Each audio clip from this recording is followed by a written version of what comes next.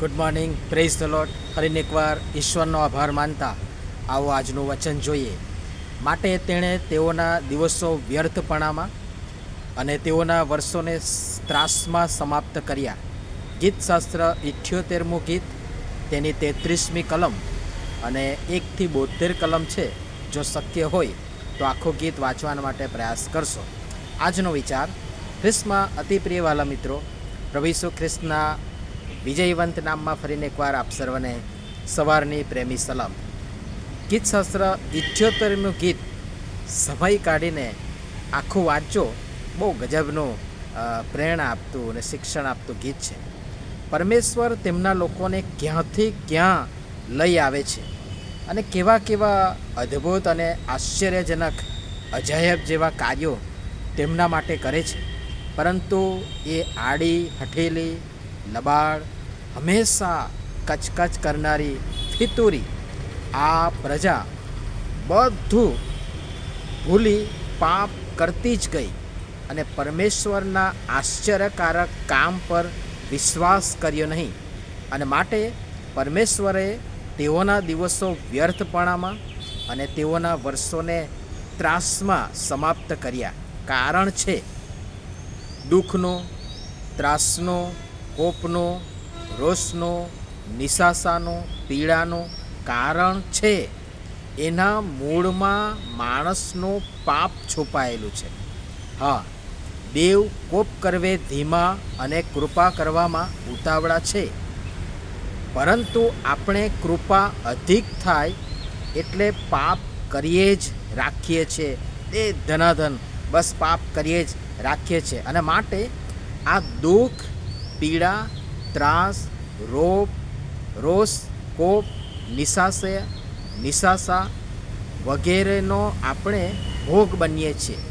અને એ કંઈ નવાઈની વાત નથી, કારણ કે પવિત્ર શાસ્ત્ર બાઇબલમાં બહુ પ્રચલિત શાસ્ત્ર ભાગમાં અને સોનેરી કલમોમાંની એક કે પાપનો મુસારો મરણ છે.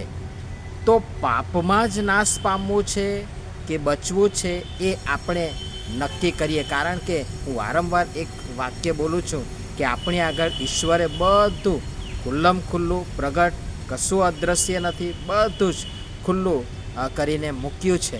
હવે આપણે આંધળાભીત થઈને આપણે જ જો નાશમાં જઈએ કે પાપમાં પડ્યા કે રચ્યા પચ્યા જ રહીએ તો પછી એ આપણી ભૂલ કહેવાય, અથવા તો અપરાધ કહેવાય, અથવા તો એ આપણી શું કહેવાય કે ગેરસમજણ કહેવાય. તો પાપમાં જ નાશ પામવું છે કે બચવું છે એ આપણે નક્કી કરીએ. ઈશ્વર ભક્ત મૂસાની પ્રચલિત પ્રાર્થના એ ગીતશાસ્ત્ર 90માં લખવામાં આવ્યું છે. ગીતશાસ્ત્ર 90 અને 7માં લખ્યું છે, કેમ કે તારા કોપથી અમારો નાશ થાય છે અને તારા રોષથી અમને ત્રાસ થાય છે. આપણા દિવસો દેવના રોષમાં વીતી જાય છે. આપણે નિશાસાની પેઠે આપણા વર્ષો પૂરા કરીએ છીએ. આપણા વયના દિવસો એ 70 હોય, બળના કારણે કદાચ 80 થાય તો પણ તેઓનો ગર્વ, શ્રમ તથા દુઃખ માત્ર છે. તેથી શું? આ બહુ મોટો પ્રશ્ન છે. અને માટે ઈશ્વર ભક્તની જેમ આપણી પણ એ જ પ્રાર્થના હોવી જોઈએ ગીતશાસ્ત્ર 90 અને 12 પ્રમાણે કે તું અમને અમારા દિવસ એવી રીતે ગણવાને શીખવ કે અમને જ્ઞાનવાળું હૃદય પ્રાપ્ત થાય. અમને જ્ઞાનવાળું હૃદય પ્રાપ્ત થાય. અને આ જ્ઞાનવાળું હૃદય એટલે દેવનું ભય, દેવની બીક છે.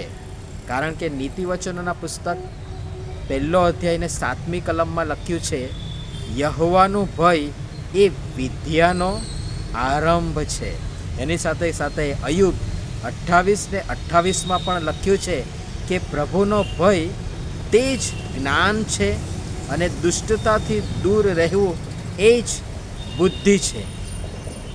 દુકાળ વખતે મિસરમાં અનાજ લેવા જતાં યુસુફના ભાઈઓએ તેની ઓળખ થતાં હારૂન તથા તેના બાપ યાકૂબ સહિત આખા પરિવારને મિસર બોલાવે છે અને હારૂનની સમક્ષ યાકૂબ જે બોલે છે એ બહુ ગજબનું છે. અને એની નોંધ ઉત્પત્તિનું પુસ્તક તેનો 47મો અધ્યાય અને 8મી ને 9મી કલમમાં કરવામાં આવી છે. એ પ્રમાણે અને ફારોને યાકૂબને પૂછ્યું કે તારી વયના દિવસ કેટલા? અને યાકૂબે ફારૂનને કહ્યું કે મારા પ્રવાસના દિવસ 130 વર્ષ થયા છે. 130 વર્ષ થયા છે. મારી વયના દિવસ થોડા તથા વ્યર્થ ગયા છે ને મારા પિતૃઓના પ્રવાસમાં તેઓની વયના દિવસ જેટલા નથી થયા. ધ્યાન આપો, બહુ અગત્યની વાત. થોડા તથા વ્યર્થ.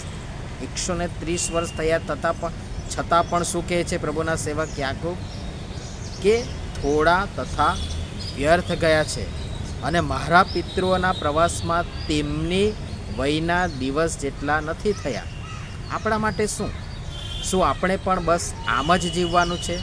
વ્યસન, વાસના, કુટેવો, ભલભલા પાપ, લડાઈ, ઝઘડા, કુસમ, ઈર્ષા, અદેખાઈ, આ પાપને કારણે જીવનને આપણે થોડું અને ઓછું તો કરી જ નાખ્યું છે.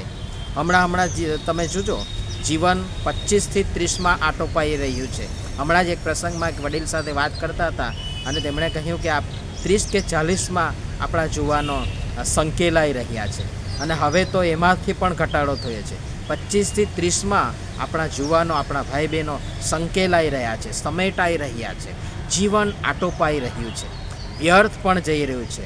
ત્રાસ તો બાપના વારેલો છે જ, પણ આપણા પ્રભુ ઈસુ ખ્રિસ્તને આશરે દેવનું કૃપાદાન અનંત જીવન છે. એ પણ આપણે યાદ રાખી સમય વર્તી સાવધાન થઈએ, ઊભા થઈએ, કબૂલ કરીએ, પસ્તાવો કરી પાછા ફરીએ, ક્ષમા યાચના કરીએ. પ્રભુ બાપ તેમની અનહદ કૃપામાં આપણને સ્વીકારવા, અપનાવવા, માફ કરવા, પુનઃસ્થાપન કરવા 2 હાથ પ્રસારી તૈયાર જ છે. અને પ્રભુ પિતા પરમેશ્વર આ બધી જ બાબતો સમજવાના માટે, કરવાના માટે આપણ સર્વને તેમની કૃપા આપો. આમીન. ધન્યવાદ.